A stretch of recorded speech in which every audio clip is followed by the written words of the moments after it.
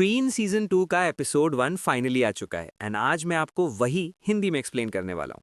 अब फ्रीन और पार्टी उस जगह को छोड़ के जाने लगती है एंड रास्ते में वो यही बात कर रहे होते हैं कि उनके पास अभी बिल्कुल भी पैसे नहीं है, जिसकी वजह से उन्हें अगले शहर के अंदर कुछ काम ढूंढना पड़ेगा, क्योंकि अगर उनके पास पैसे नहीं होंगे तो उन्हें आगे अपनी जर्नी कंटिन्यू करने में प्रॉब्लम आ सकती है।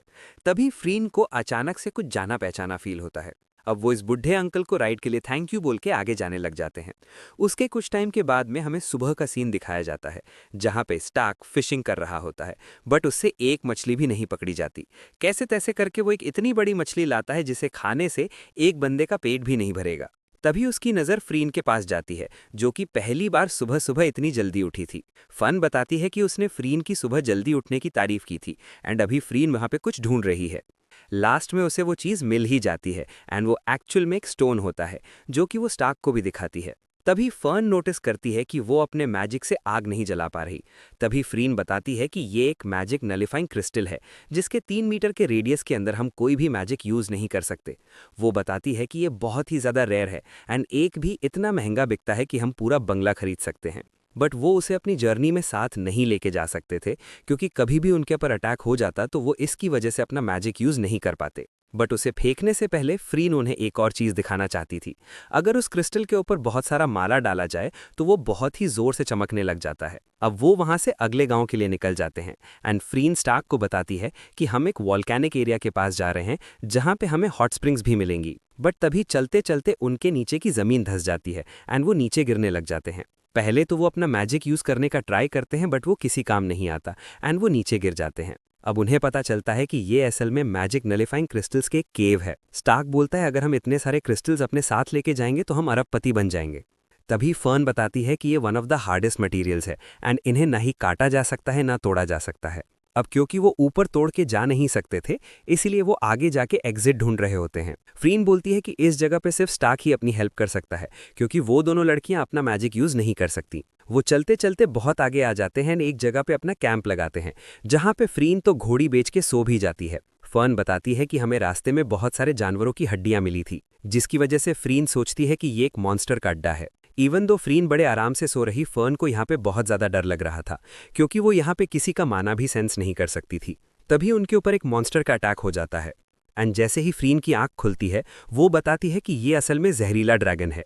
वो स्टार्क को ये बोल के डरा देती है कि तुम इसके लेवल पे नहीं हो एंड ये तुम्हें जहर से मार देगा। स्टार्क बोलता है कि तुम ऐसे टाइम पे इतने आराम से कैसे सो सकती थी। फ्रीन बताती है कि वो उसके ऊपर ट्रस्ट करती थी, इसलिए आराम से सो रही थी। वो बताती है कि उसने स्टार्क को लड़ाई में सबसे आगे रहने के लिए रिक्रूट किया था। स्टार्क बोलता है बट मैं तो सबसे ज्यादा डरपोक हूँ एंड इस टाइम पे भी मैं भागने की ही सोच रहा हूँ। तभी फ्रीन बोलती है कि अगर ऐसा है तो चलो तीनों साथ में भागते हैं, जिसके बाद में वो एक क्रिस्टल को ग्लो करा के उस मॉन्स्टर को अंधा कर देती है एंड वो तीनों वहां से भागने के लिए रेडी हो जाते हैं।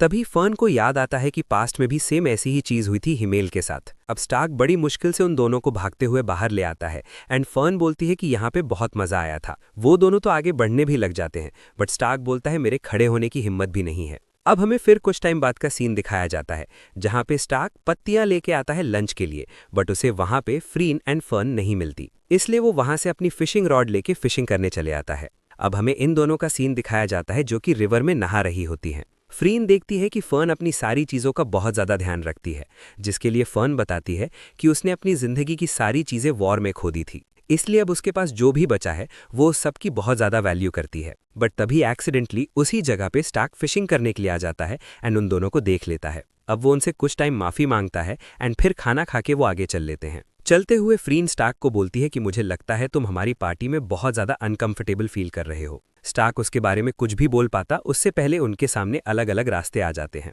तभी फर्न बताते हैं कि हमें जिस जगह पे जाना है वो उस साइड में है एंड तभी उनको वहां पे एक इन भी दिख जाता है। ये देख के वो खुश हो जाते हैं, क्योंकि उन्हें बाहर कैंपिंग नहीं करनी पड़ेगी। जैसे ही वो अंदर जाते हैं, उन्हें ये 3 दिख जाते हैं जिन्होंने मेज एग्जाम में पार्टिसिपेट किया था। वॉबिल बताता है कि नॉर्थ के अंदर वापस से डीमंस हमला कर रहे हैं, इसी वजह से वो सी से ट्रैवल करके यहाँ पे आ गया था एंड क्योंकि उसे अकेला नहीं जाना था, वो इन दोनों को भी साथ लेके आ गया।